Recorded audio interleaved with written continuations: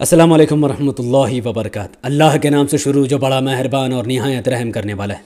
देखिए, आज 4 हफ्ता होने वाला है किसान रोड पर जाम किए हुए दिल्ली में, लेकिन हालत ये कि पूरा जगह शहर हुआ पड़ा है।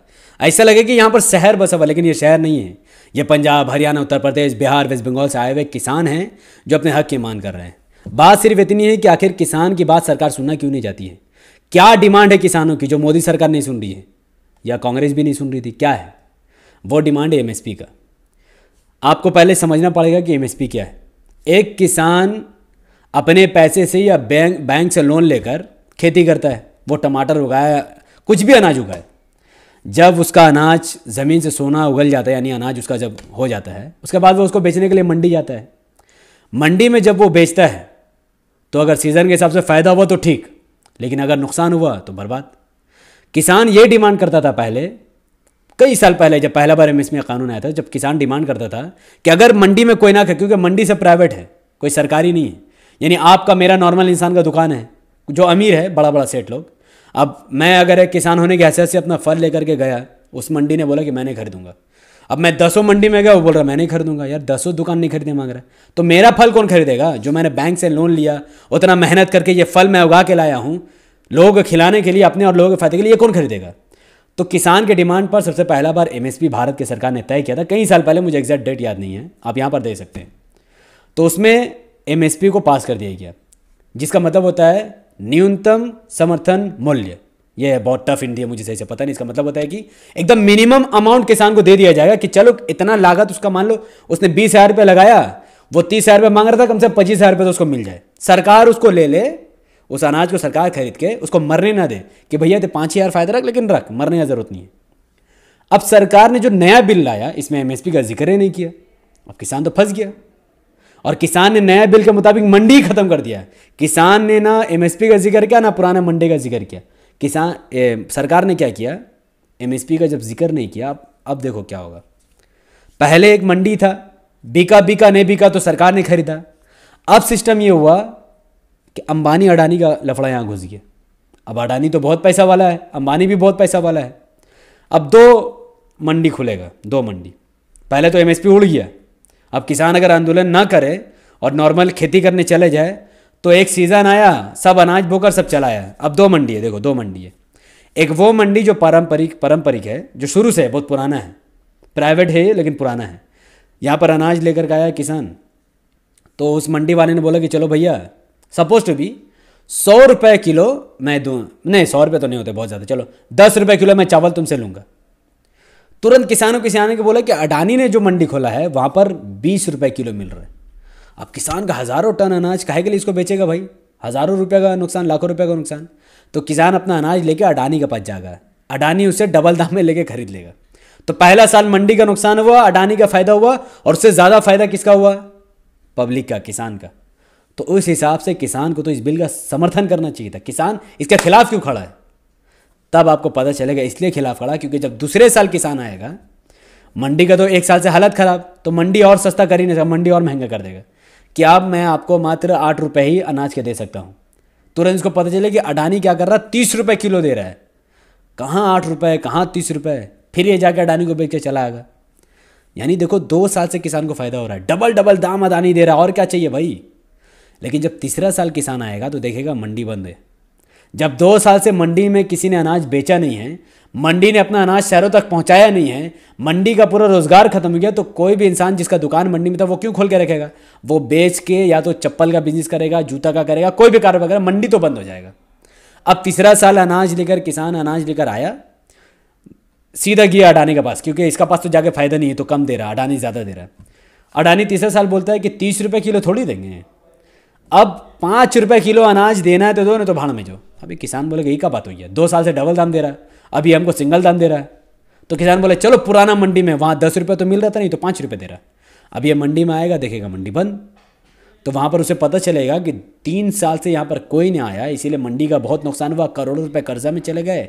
सरकार को जो पैसे देगा, मंडी खुला था, सरकार को वापस मिला ही नहीं, सरकार ने मंडी बंद कर दिया, कुछ बचा ही नहीं, मंडी में कोई है ही नहीं खरीदने वाला, अब खत्म।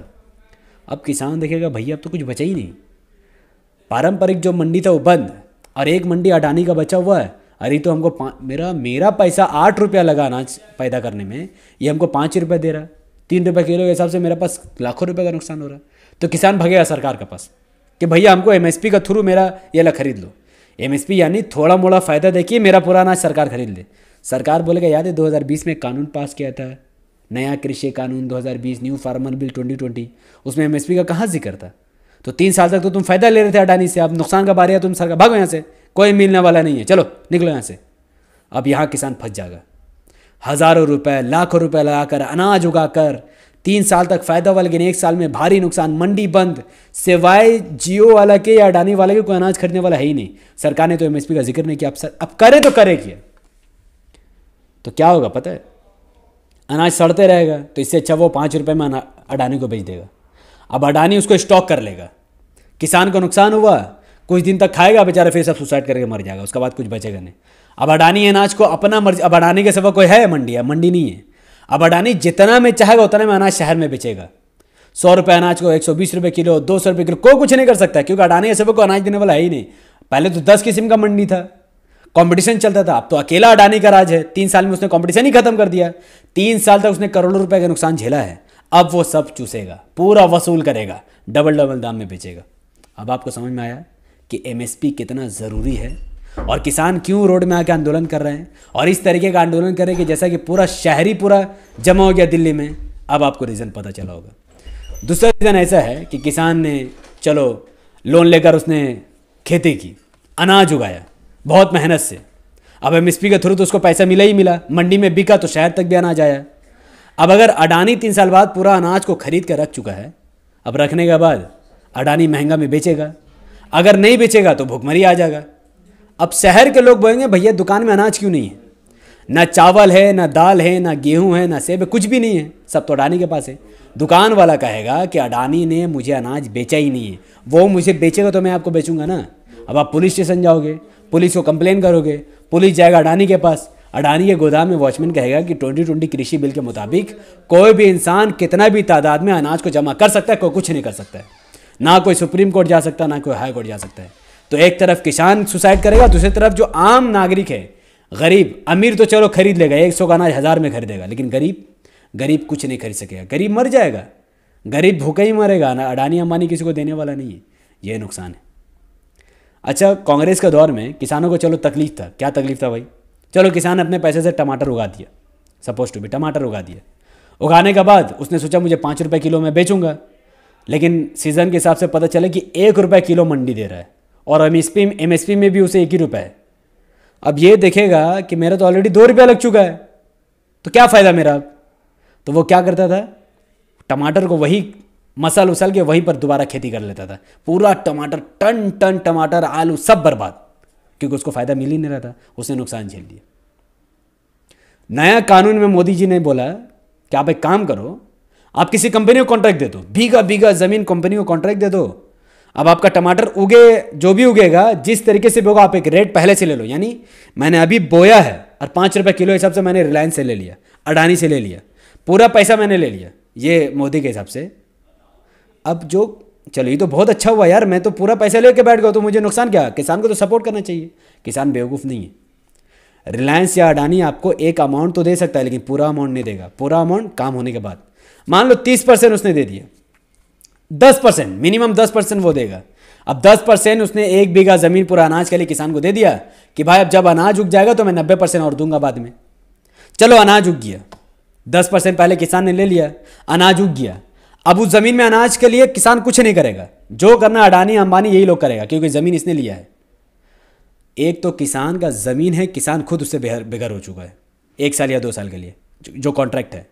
दूसरा बात, जब अंबानी आएगा, अब वो आके बोलेगा हमको नहीं लेना है, हमको लेना ही नहीं है। किसान बोलेगा अरे भैया कैसे नहीं लेना है, पूरा साल मैंने 1 बीघा ज़मीन में टमाटर उगाया, तुम्हारे बोलने के हिसाब से कॉन्ट्रैक्ट हुआ, तुमने मुझे 10% दिया, मैंने ऑलरेडी अपना 90% इसमें लगा दिया, तुम बोल रहे हो नहीं लेंगे। अडानी बोलेगा नहीं लेंगे, हमको 1 रुपये किलो देगा तो लेंगे, नहीं तो नहीं लेंगे। फिर किसान बोलेगा री का बात हुई है, तो चलो फिर केस करते हैं। तो अडानी बोलेगा जा केस कर, किसको केस करेगा? नए कृषि बिल के मुताबिक आप डीएम के पास तो जा सकते हैं, लेकिन कोर्ट वोर्ट में नहीं आ सकते। अब डीएम क्या करेगा भाई? अगर देश का डीएम अच्छा तो देश इतना खराब स्थिति में नहीं होता। सब तो करप्शन भ्रष्ट में डूबे हुए। अब यहाँ किसान क्या करेगा? अडानी सामने खड़ा है, अनाज सड़ रहा है, 1 रुपये किलो मिल रहा 5 रुपये का जगह, चल भैया तो सब ले ले। तो 2 साल तक तो किसान बेवकूफ़ बन गया। अमित शाह ने बोला कि संशोधन करके चलो आप कोर्ट जा सकते हो। अरे भैया अगर कोर्ट चली भी गए, कितने सारे पहले से ही हजारों केस कोर्ट में पेंडिंग पड़ चुके हैं। अब यहाँ किसान अलग से जाएगा, फिर अलग से वो पेंडिंग करेगा। तो क्या कोई किसान की इतनी हैसियत है कि वो कोर्ट जाकर लड़ेगा? कहाँ गांव, कहाँ कोर्ट, कहाँ जाएगा वो? पॉसिबल ही नहीं है। चलो ये तो मैंने एक आपको प्रॉब्लम जोड़ाया कि किसान को क्या प्रॉब्लम है और सरकार प्रॉब्लम को कैसे बढ़ा रही है। अब मैं सॉल्यूशन पर आता हूँ। इसका सॉल्यूशन क्या है? पहला सॉल्यूशन, आपको एक ईमानदार सरकार चुनना पड़ेगा। एक ऐसी सरकार जो निष्पक्ष होकर हमेशा ऑर्डर ले, डिसीजन ले, जो कॉर्पोरेट वर्ल्ड के लिए नहीं बल्कि किसानों के लिए काम करे। अगर आप ऐसे सरकार चुनते हैं, ऐसे लोगों को प्राइम मिनिस्टर बनाते हैं जो आपके हित में बोलते हैं, आपके हित के लिए काम करते हैं, तो आपको पहला फायदा ये होगा कि आप लोन लेकर जो अनाज उगा रहे हो, जो ब्याज में प्रेशर में आप डूब रहे हो, वो ब्याज खत्म हो जाएगा। जब अंबानी, अडानी, कई सारे अमीर उद्योगपति का लोन सरकार माफ कर देती है, करोड़ों, लाखों करोड़ों रुपए सरकार माफ कर दी, तो किसानों का क्यों नहीं? तो सबसे पहले किसान को ब्याज फ्री, इंटरेस्ट फ्री लोन दिया जाएगा। किसान अपने किसान में खेती करेगा, तो लोन का प्रेशर खत्म। दूसरे पॉइंट पर आते हैं। एक और क्या फायदा होगा? सरकार खुद प्राइवेट मंडी सब हटा के सरकार सीधे आपसे सामान खरीदेगी। स्ट्रेट एंड सिंपल है बॉस। आप अपना पूरा अनाज उगाओ, सरकार के पास लाओ, और एक रेट, पूरा किसान मिलकर एक रेट डिसाइड करेगा और सरकार उस रेट से खरीदेगा। अब बोलोगे किसान का क्यों चलेगा? भाई सरकार क्यों नहीं चलेगा? क्योंकि किसान का वोट से ही सरकार बना है, इसीलिए किसान का बात उसको सुनना पड़ेगा। तो आपको ऐसा आदमी को बनाना पड़ेगा कि वो आपकी बात सुने, ना कि ऐसा आदमी जिसकी बात आप सुन रहे हो, तो वो अपने रेट से खरीद लेगा। और दूसरा, अगर बेहतरीन सरकार आप चुनते हैं तो सबसे बेस्ट क्या होगा कि सरकार बोलेगा कि चलो आपका ये ज़मीन है, बीघा बीघा ज़मीन है, आप एक अमाउंट हमसे ले लो। मान लो आपका उस ज़मीन से 5 लाख रुपए का फ़ायदा होता है, सड़ जाए तो महा नुकसान, हो जाए तो 5 लाख।